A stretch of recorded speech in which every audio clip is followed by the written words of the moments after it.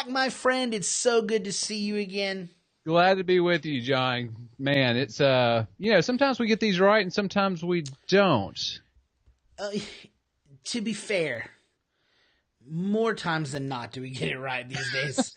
So, to be fair, that's something like we've had a lot of people talk to us over the last couple of years and like, so how much editing time goes into it? And it's like, well, really not a lot because we usually shoot them in one roll. Like, we don't take a lot of stops. We don't have to do a lot of edits. We don't got to piece a lot of things together. And people are usually like, oh, wow, man, that's awesome. And but I think that's part of what we do. We let things be a little bit raw, be very real. We're not going to change who we are or hide anything about what's going on. But yeah, so needless to say, take two. Unless we crash and burn, and then it's hard, and then it's a hard stop, reset, put your life together. That's exactly right. So we just had a hard stop reset, feeling good about life. So we're going to move forward. All is going to be good. But to be honest with you, some cool things have been happening with Passing the Baton. We have a bunch of listeners. We've hit over 70 countries. You've been speaking at colleges about emotional intelligence and other leadership proficiencies. It's been great. We have a YouTube channel now. And so it is like it's an infant. It's in its infant stages of YouTube. So go check us out there, Passing the Baton Leadership out there on YouTube. We have all sorts of cool things. Some things about emotional intelligence that are, 12, 13, 14 minutes, but then we got quite a few videos out there. What are you calling them? Is it Leader Under 5? Lessons Under 5, yeah. Lessons so we under have 5. Short recaps of all our shows, and they're under 5 minutes. I don't know. I think maybe only one is clipped over 5, and it's been barely over 5. So I try to make them. If you listen to the show, it's kind of a Cliff Notes version of that for YouTube, so you can see. And I throw a bunch of other kind of graphics and stuff in there too. So yeah, be sure to check that out. Sure. So and then another big thing, correlating with YouTube. This is our first attempt at putting up a side-by-side interview so you guys can see our beautiful faces if you so desire. And so on Wednesdays, we will have our podcast hit wherever you listen to podcasts. That is not changing. We're actually working right now to get ourselves in even more avenues for podcasts. But it's also going to be going every single week onto YouTube as a video for those that prefer to have a video-based experience. So, Zach, are you excited about that, man? I am, and it adds complexity to it because usually we're just riffing on each other. We do videos every week, but they all go straight to the garbage, and so there's not that added piece of I'm drinking my drink, I'm now holding a pen. Everybody gets to see the air quotes now, so that's sure. That's exactly. Oh no, look, like I'm over evaluating everything I do. Like I take my glasses off, I'm like, why'd I do that? Or I take a drink of my water, and I'm like, maybe I shouldn't have done that. Maybe I need a Passing the Baton water cup so that when I do, it's branded correctly. It's little things like that. But Zach, I am super, super excited for today's show. Yes. And so, and I'm glad that this is the show that's going to hit YouTube for the first of our show series portion that's going there. We're going to finish out our B series, which is every year one of our more popular series that we do. And man, we've talked about some fun things, and we've gotten some really great hits on these shows. But one of the things that I'm jacked about today, because I know you are one of the world's biggest fans, is today we are going to talk about what it means to be Mickey Stinking Mouse. Mickey Mouse. Yes, Mickey Mouse. Look, I've got my shirt on. I've got the shirt. I've got my Run Disney cup here. I'll be using today on the show, so I'm all in on Mickey. You're all Disneyed out. I am, yeah. Listen, Zach is the Disney runner, and he had a lot of fun doing that over the last couple years, and I know you've not been able to be as active in that recently. Like that kind of season is not over for you. You still run, but it's not as like gung ho. I got to be at Disney every single weekend to run a race type of thing. And you guys still love Disney, that's for sure. But Zach, when you were thinking about, and I know that you were so excited to write this one because we've talked about it before, but when you're thinking about what it means to be Mickey Mouse, because I know very few people in my life that have more passion over Disney than you. And so when you're thinking about be Mickey Mouse, like what was so exciting about this to write it? Well, it's funny how it came about because, we've been doing this is the second, maybe even third year for the B series. We've done at least 3 cycles of this. I know we're at least on the third, maybe the fourth. Yeah.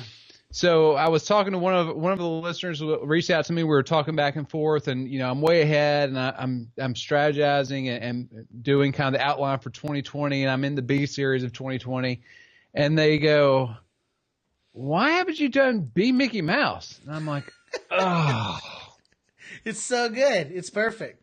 Why haven't I?" You're like, "Thank you, kind stranger." That's right.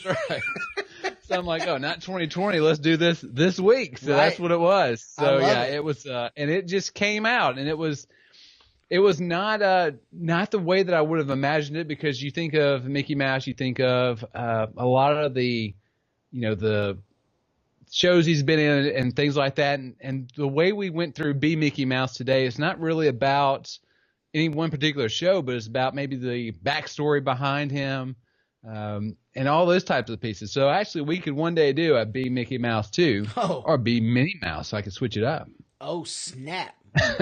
Would you do it? Of course he would. Of course I would. But no, this is exciting. So we want to be Mickey Mouse, and I'm sure you scoured high and low, but we do love to start our series with quotes whenever we can. Those things are fun.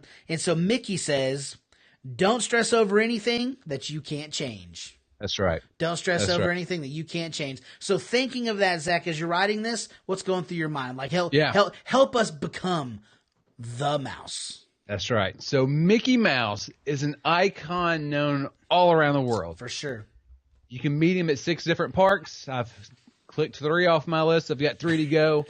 You can watch him on his own TV channel. You can go to your local store, find clothing and accessories like I'm sporting today. To show your love for the mouse. Sure, we love Mickey Mouse, but I think that we can improve on our leadership in life by being more like Mickey Mouse. And that's a little different thought process behind the character, because you don't initially think, it's kind of like, that's the fun thing about the B series. It's all things you don't initially think. Be the turtle, leadership. You don't necessarily think that. Even with Mickey Mouse, as much as people love him, they don't necessarily think Mickey Mouse, oh, well, that's the epitome of leadership. Sure. But we can find out how it is. Sure. No, and we can. And I love that you say that as we kind of kick this off. Because if you think back to all the... dude, I love Mickey Mouse. I've never been to Disney. Shame on me. I know. We got to go. Yeah, Orlando. We'll do it. I will remedy that junk, hopefully this year. Because my kids are old enough to appreciate the money to go. But when you think about the Mickey Mouse movies, for me, like Jack and the Beanstalk comes to mind. No matter what movie you watch of him, everyone turns to Mickey when things go bad.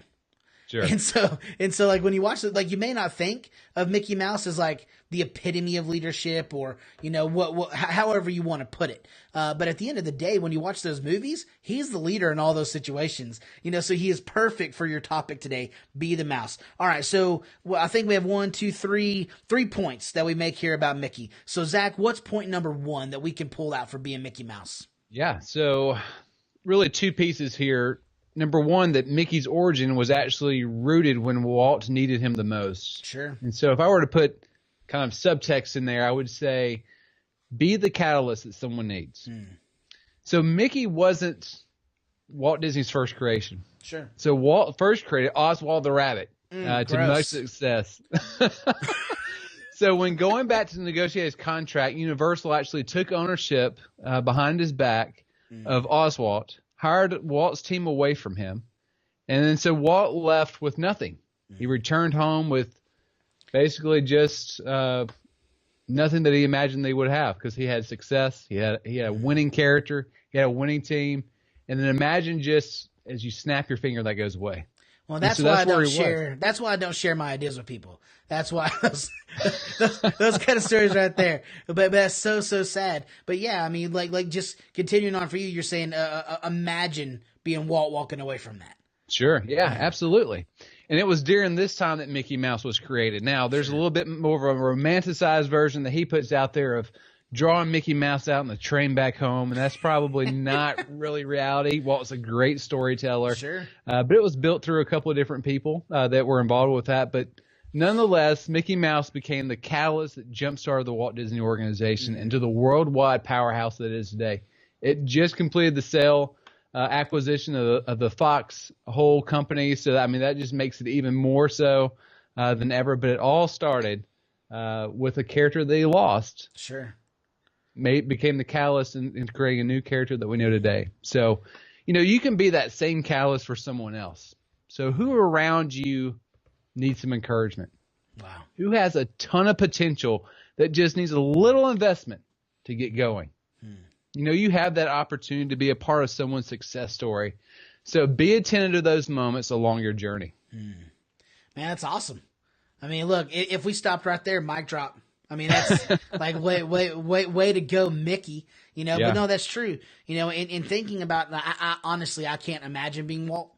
Like I have a entrepreneurial spirit, not like the Magic Man himself or anything, but I do have that entrepreneurial spirit. I'm creative and I want to do things.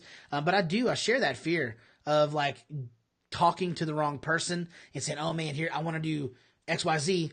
Not going to say it on this show, but here are the things that I really want to do. And then all of a sudden seeing it happen with the people that I've invested in, but I'm not a part. That's terrifying, but it's cool to hear how, that Mickey Mouse for Walt, who is a world icon, for everyone, young and old, hearing how Mickey Mouse for him was the catalyst that he really needed. It wasn't that rabbit. That wasn't what was going to do it for him, but that horrible situation was the catalyst that he needed to create, probably number one most recognizable cartoon character in the world. Oh, sure. Absolutely. Absolutely. Hands down, like everyone knows Mickey Mouse, and it's awesome. So that's huge, man. So that's the first thing. Mickey's origin was rooted when Walt needed him the most. What's next? So the more things change, the more they stay the same. So Sure. Again, if I'm putting in subcontext in here, I'm going to say this: stay true to yourself no matter what. Right. So this year is Mickey's 90th birthday. Happy birthday, Mickey. Happy birthday, Mickey. So, look, he looks as great as he ever has, and really not much has changed. So his facial profile has changed a little, and he's had an outfit change or two. But for the most part, he's the exact same Mickey that he was in 1928. Sure. And no doubt there's been temptation over the years to modernize him, alter his style, right? Change his tone to match the times. And thankfully, Disney has avoided those temptations to keep Mickey true to his first creation. Sure. So I think that Mickey's a great reminder for us to stay true to ourselves as well. So your values and your moral compass are not a fashion piece that you should swap out with the latest fad. Sure. Build your character on timeless principles so they won't be forgotten. So I'm going to give some examples. You know one of these we talked about before the show, Street Sharks. I love Street Sharks. Like, hey, look, if you're out there and you love Street Sharks, I need you to comment below. I need you to do something. I need you to send me an email and say, I'm with you. Street Sharks was awesome. Like, there's probably gonna be a lot of people like, what are Street Sharks? That's dumb. But there's a reason you don't know what it is. It's because it was a fad, but it was a great fad and I loved it. So end of rant. You can continue on with your other fads. Yeah, so Street Sharks, and they're in the other YouTube video we'll have up in the Lessons Under 5. Actually, you'll see a picture of Street Sharks there. Mr. Bogus, Bucky O'Hare. So the reason why look, I'm using my air quotes for the first time. You can see them likely. You can see them. Go watch the video. Right. You can see the famous air quotes. That you likely don't know who these people are is because they were built around a fad instead of around a character. Sure. So when people's tastes moved on and they moved on from Street Sharks to Battletoads or whatever else, those characters ceased to be relevant. Battletoads was awesome too. Yeah, I know. Hold true to yourself and stand up against peer and social pressure to be something that you are not. Sure. No, I mean, I think that's huge because if there's something that I see often in today's culture and in today's climate, no matter what it is, whether it's a personal decision or whether it's a business, corporate, church, no matter what the organization is everybody's trying to go with the ebb and flow of the fad. Oh, sure. Like it's like, oh, this is popular. Oh, this is popular. Oh, this is popular. And look, sometimes that's successful depending upon what the fad is. But most of the time, the companies that continue to succeed are the ones that are like, no, this was our vision. This is where we're going. Now, look, At the end of the day, there's been some companies that were unwilling to change that died because of that. But it's because of much deeper things like technological change or culture change. It wasn't street sharks killed him. It was something like that. It wasn't diving off into a fad. It was so much deeper than that. But a lot of companies and a lot of people struggle because they think that, and leaders struggle because it's like, oh, this is the new leadership book. This is how I have to lead. Oh, here's the new leadership book. Here's how I have to lead. Oh, here's the new leadership. Here's how I. No. You need to find your center. You need to find who you are. Be true to yourself and don't follow the fad. Love it. Thank you, Mickey. Thank you, Mickey Mouse. It's perfect. Okay, so Mickey's origin was rooted when Walt needed him most. The more things change, the more they stay the same. Don't follow the fads. What's the next thing, Zach? Sure. Mickey puts others above himself. Great leadership. That's perfect. Yes. So I don't think I've ever seen Mickey act in a selfish way. He looks out for his friends. He puts others ahead of himself. He loves on kids and parents in the parks, helps his friends in all their crazy animated adventures, and an inclusive ambassador to special events. And so how do you make people love a mouse? Well, here's the secret. You put all the qualities that we desire to be, and then you make him relatable. And suddenly Mickey is someone that we all can connect with. That's perfect. It's perfect. So be that connection for somebody else is what I would say there. It's not the pants. It's not the pants. It's not the pants that does it. But no, I think you're right. Like I love what you said there. Be that connection with somebody else. Yeah. Be with and for. Be that connection right. with and for. So what else there, man? Well, I know you got some more. Yeah. So put others above yourself, and that doesn't mean that you have to let people take advantage of you, which some people think of that's they're trying to safeguard against that. It doesn't mean that you never get what you want. Use your unique skills and talents that you have to help your friends, your family, and your coworkers. Yeah. Shield pride away. Stay relatable to others no matter how successful you become. Help others without an agenda of your own. And have a fun and catalog the memories. And I think that really sums up what Mickey Mouse is, right? So he's stayed relatable. He's, successful. He brings his friends along on the journey. Usually doesn't have his own agenda. They have a great time. Goodness. It's just a great example of putting others above yourself. So it is. It definitely is. And I love that you said that because that to me is one of the things that separates Mickey Mouse from some of the other more popular cartoon characters that are out there is and you said it a second ago, but as you were talking now, I was trying to think through all the Mickey Mouse I've seen. I genuinely can't think of a time where he put himself before others. Like that's almost like Bugs Bunny's shtick. Is that he's the most important and he's going to look out for him and but that's not Mickey, and it's so, it's silly because you're thinking of it in the frame of a cartoon mouse that wears pants and has big white gloves, but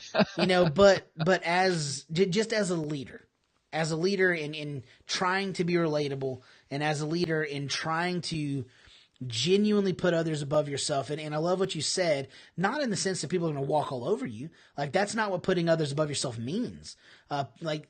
Strong leaders can put others above themselves and not be walked all over. They're willing to have that conversation of, hey, I know why you're doing this and you need to stop. But I love that because I think this is where a lot of strong leaders, especially when things get tough, whether it's for them personally or for those around them, often struggle, is putting themselves or the organization higher than others and people feeling that strain.